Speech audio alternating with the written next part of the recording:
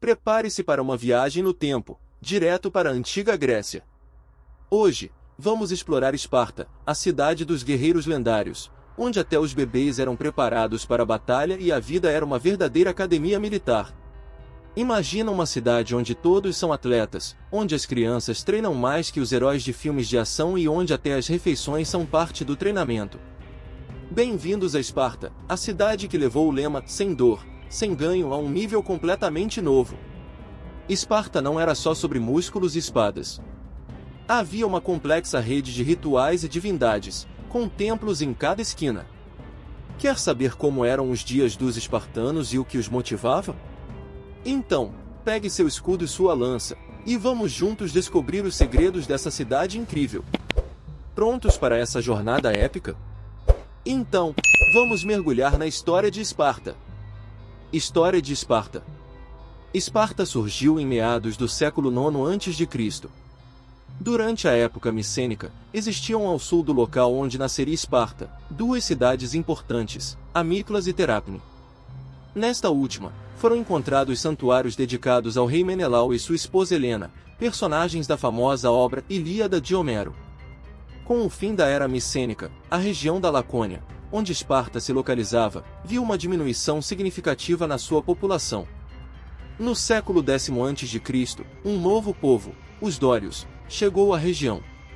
No século seguinte, 4 aldeias da Lacônia se uniram para fundar Esparta. Logo depois, a cidade de Amíclas também foi incorporada a Esparta. Após a Segunda Guerra Messênia, Esparta se firmou como uma potência local no Peloponeso e em toda a Grécia. Nos séculos seguintes, Esparta se destacou por sua força militar inigualável. Com o aumento populacional e a falta de terras, Esparta escolheu uma solução militar.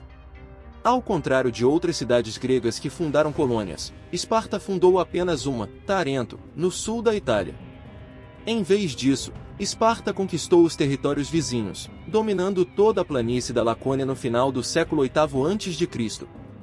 Nessa época, Esparta teve como rival a cidade de Argos, no nordeste do Peloponeso. Em 570 a.C., uma tentativa de conquistar a Arcádia fracassou, levando Esparta a mudar sua política para a diplomacia. Ofereceu a outras cidades do Peloponeso a oportunidade de se unir a uma aliança liderada por Esparta, a Liga do Peloponeso. A maioria dos estados do Peloponeso aderiu à Liga, exceto Argos. Durante as guerras persas, Esparta liderou as forças terrestres que defenderam a Grécia, enquanto Atenas defendia por mar. Após a guerra, as relações entre Esparta e Atenas pioraram, culminando na Guerra do Peloponeso, 431 a 404 a.C., que Esparta venceu. Em 1834, o governo do então Reino da Grécia fundou a moderna cidade de Esparta, que ocupa parte da antiga Esparta e é a capital do departamento da Lacônia. Origem mitológica. Segundo a mitologia espartana, o primeiro habitante da região se chamava Lélix. Seu neto, Eurotas, criou o rio Eurotas ao drenar os pântanos da Lacônia. Eurotas foi sucedido por Lacedemão, que era casado com Esparta. Lacedemão mudou o nome da região para o seu próprio nome e fundou a cidade de Esparta. Por isso, na época clássica, os espartanos também eram chamados de lacedemonios. Muitas gerações depois, Heracles interveio em Esparta, reinstalando o rei Tíndaro, que havia sido deposto por seu irmão Hipocoonte. Durante as invasões dóricas, Esparta foi conquistada, e a diarquia de Esparta começou com os irmãos gêmeos Eurístenes e Procles.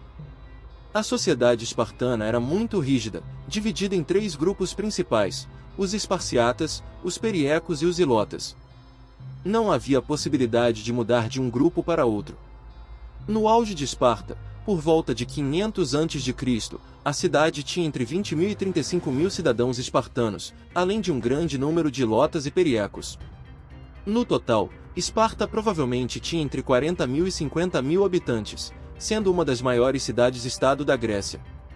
Para comparação, Atenas, em 431 a.C., tinha uma população muito maior, entre 360.000 e 610.000 pessoas. Esparciatas. Os esparciatas eram os cidadãos de Esparta. Para ser esparciata, era necessário ser filho de pai e mãe espartanos. Eles eram os únicos com direitos políticos e dedicavam suas vidas ao Estado, seja no exército ou nos negócios públicos. Além disso, tinham que receber a educação espartana e participar das cicítias, que eram refeições comunitárias obrigatórias. Segundo Políbio e Plutarco, todos os cidadãos espartanos recebiam uma parte igual das terras públicas, chamadas cleroi. Essas terras eram inalienáveis e indivisíveis, passando de pais para filhos. Mulheres podiam herdar essas terras apenas se não houvesse descendência masculina. Os espartanos não podiam se dedicar ao comércio. Periecos. Os periecos eram os habitantes das cidades periféricas conquistadas pelos espartanos. Eles eram livres, mas não tinham direitos políticos e pagavam impostos ao Estado espartano. Eram obrigados a participar das guerras ao lado dos esparciatas, embora não recebessem a mesma educação militar. Ao contrário dos esparciatas, os periecos podiam se dedicar ao comércio e à indústria artesanal.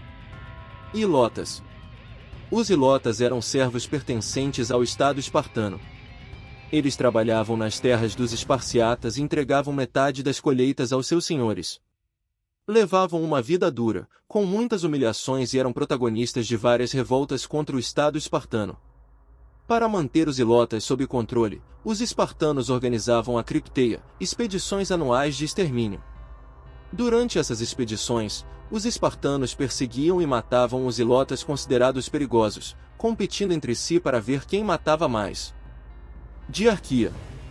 Esparta tinha uma característica única: 2 reis, cada um de uma família real diferente, descendentes de Hércules. Essas famílias eram os Ágidas e os Euripontidas. Os reis tinham funções importantes tanto militares quanto religiosas. Durante a guerra, um dos reis comandava o exército. Além disso, eles faziam parte da Gerúsia, o conselho de anciãos, e tinham privilégios especiais como uma guarda pessoal, refeições duplas nas cicítias, refeições comunitárias, e uma parte maior dos despojos de guerra.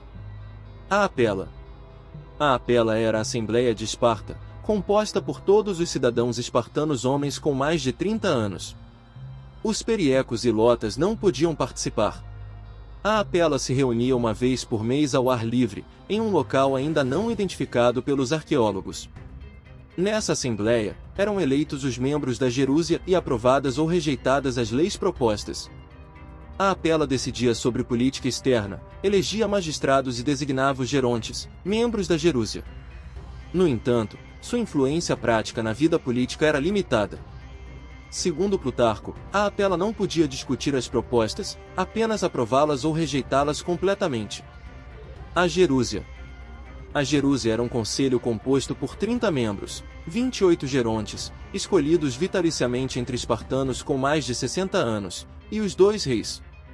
Os gerontes eram eleitos de maneira peculiar, passavam diante da Apela e o candidato com mais aplausos era escolhido. A Gerúsia tinha 3 funções principais: preparar as propostas de lei, atuar como Tribunal Supremo e supervisionar a administração. Eles elaboravam projetos de lei e julgavam casos importantes. Eforato. O Eforato era o Conselho dos Éforos, composto por 5 membros eleitos anualmente pela Apela no outono. Os Éforos eram os verdadeiros chefes do governo espartano, com amplos poderes. Presidiam as reuniões da Gerúsia e da Apela, davam ordens de mobilização em tempos de guerra e controlavam a administração e educação. Os Éforos também tinham poderes judiciais, podiam banir estrangeiros e condenar periecos à morte sem julgamento. Não havia exigências específicas de censo ou nascimento para ser eleito éforo, o que trazia um elemento de igualdade ao sistema político espartano. A curta duração do mandato dos éforos ajudava a prevenir abusos de poder. Sistema educacional de Esparta. A educação espartana, conhecida como agogê, era administrada pelo Estado e obrigatória para todos os cidadãos. Seu objetivo principal era preparar os jovens para a guerra e garantir a segurança da cidade, com ênfase na preparação física e no desenvolvimento de bons soldados patrióticos. Desde o nascimento até a morte. Segundo Plutarco, quando uma criança nascia em Esparta, colocava-se um ramo de oliveira na porta se fosse um menino, ou uma fita de lã se fosse uma menina. Havia rituais de purificação e uma festa de nascimento chamada genetlia, onde o bebê recebia um nome e presentes. Os recém-nascidos espartanos eram inspecionados por um conselho de anciãos. Se a criança tivesse alguma deficiência ou não fosse robusta, era abandonada. Embora essa prática de eugenia seja debatida, acredita-se que a ideia era manter uma população forte e saudável.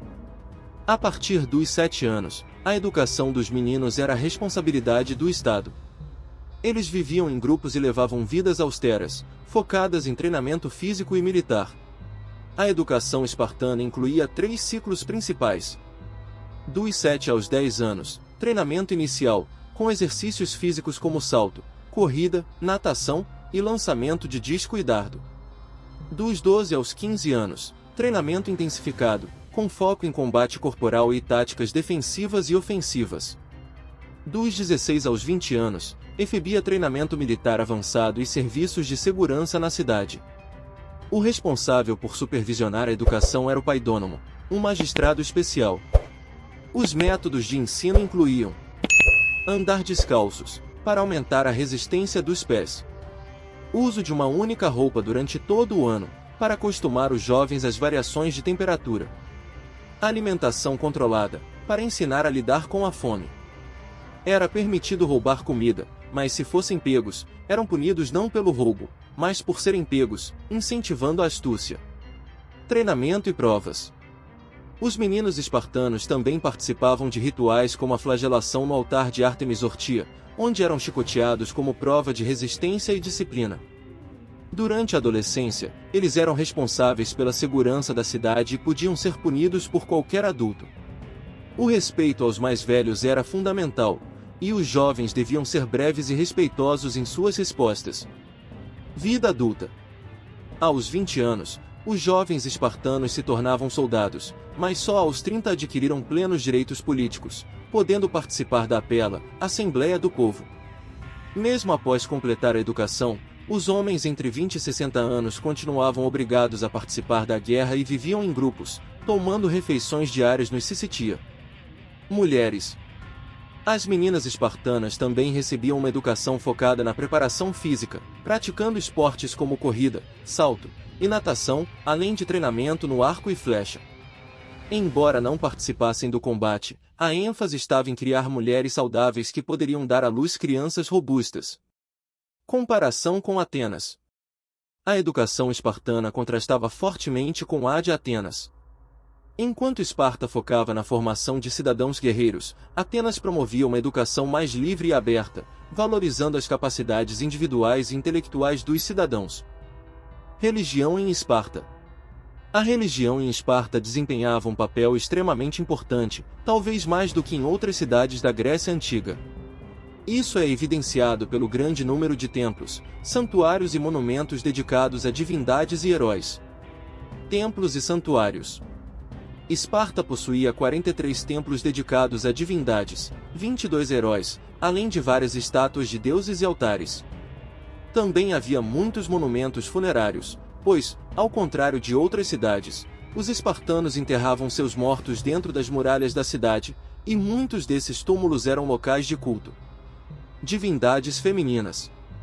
As divindades femininas tinham grande importância em Esparta. Dos 50 templos mencionados pelo historiador Pausanias, 34 eram dedicados a deusas. Atena era a mais adorada entre todas.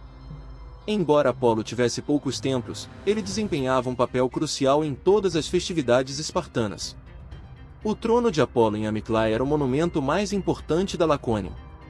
Heróis da Guerra de Troia. Os heróis da Guerra de Troia também eram venerados em Esparta.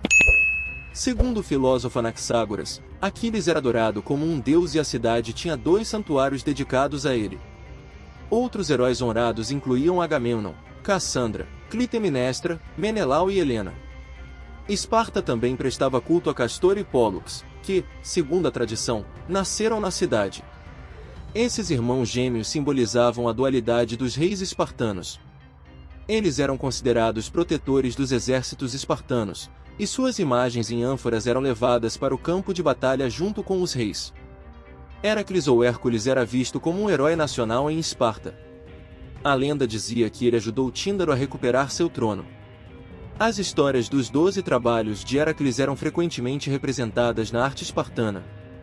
Sacrifícios e sinais divinos.